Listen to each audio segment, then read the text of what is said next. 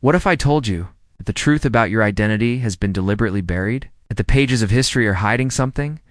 Something about you. If you're black, there's a reason they don't want you to know this. Not because it's false, but because it's power. So ask yourself, who benefits from your disconnection? Who profits from you not knowing where you come from, what you've built, and what was taken from you? This isn't just about history. It's about erasure. It's about survival. And if you're watching this, you need to understand this. Knowledge is not just important. It's dangerous, because when you know who you are, you're no longer easy to control.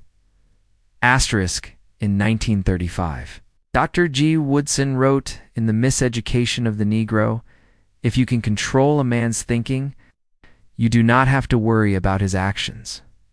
For centuries, systems have been designed to misinform you, to reprogram your perception of self. Why? Because a people with no past, have no future. If you believe your story starts with slavery, what does that make you? A descendant of suffering? A casualty of chains? But what if that's not where your story begins? What if you were kings, queens, builders of empires? Would it change how you walk, how you speak, how you demand to be treated? Before the Berlin Conference of 1884, carved up Africa like a pie. African civilizations thrived for millennia. The Mali Empire had libraries in Timbuktu where scholars studied astronomy, mathematics, medicine, and theology. Mansa Musa, the richest man in human history, ruled over a kingdom so wealthy and sophisticated that it rivaled any European power. Yet, how often are these achievements taught in schools? What images of Africa are you shown in textbooks? Poverty, famine, disease, but never greatness, never brilliance. Why? Because a powerful image of blackness would threaten every lie used to justify exploitation. In American classrooms. Black history often begins in 1619. Slavery, chains, plantations, trauma. But let's talk about what that narrative does. It conditions you to see yourself as a victim of history, not a maker of it. But what if you knew about the Moors Africans who ruled parts of Europe for 700 years, bringing medicine, architecture, and mathematics to the West? Or about ancient Nubia, whose pyramids still stand today, older than Egypt's? Or that African explorers may have reached the Americas before Columbus? Would you still believe your story began in bondage? Let's go deeper. In 2021, the state of Texas passed laws restricting how race and history can be taught in schools. Across the U.S., books about Black history are being banned at an alarming rate. Why is knowledge considered dangerous? Because when you erase a people's memory, you erase their power. Start to believe they were always on the bottom, that they never resisted, that they never ruled. But resistance is in your DNA.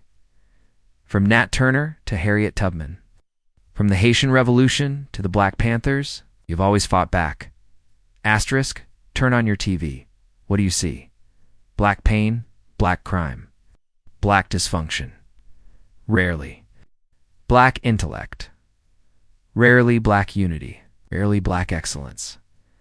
This is not an accident. The media is not just reflecting reality. It is shaping it. As author Bell Hooks once said, representation is the hot issue in terms of the connection between race and power. Because if they can control the image, they can control perception. And if they can control perception, they can control behavior. Here's the truth. You are not a product of oppression. You're the target of oppression, because your brilliance is threatening. Why else would they rewrite your history? Why else would they miseducate you, over-police you, underfund your schools, and demonize your movements? This isn't just about racism. It's about power maintenance. As long as you don't know who you are, you'll never know what you're odd or what you're capable of. Dr. John Henrik Clarke warned us.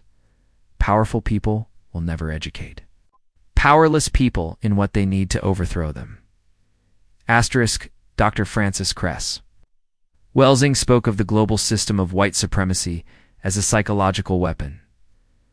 Dr. Runoko Rashidi traveled the world documenting African presence in Asia, Europe, and the Americas long before colonizers arrived.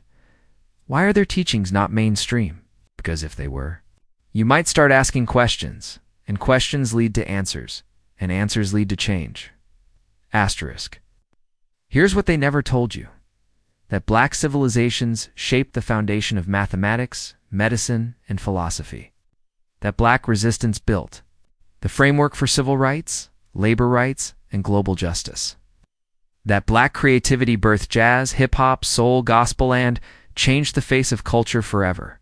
That black families, even during slavery, built communities, established schools, ran businesses, and healed each other. They don't want you to know, because knowledge is fuel. And you, when awakened, are unstoppable. Asterisk, so now you know. Seen behind the curtain? The question is, what will you do with it? Will you pass it on? Will you teach your children something different? Will you unlearn the lies? Will you build? Because this system feeds on silence, thrives on amnesia, but your memory, your legacy, your power, it's waiting to be reclaimed. Before they delete it,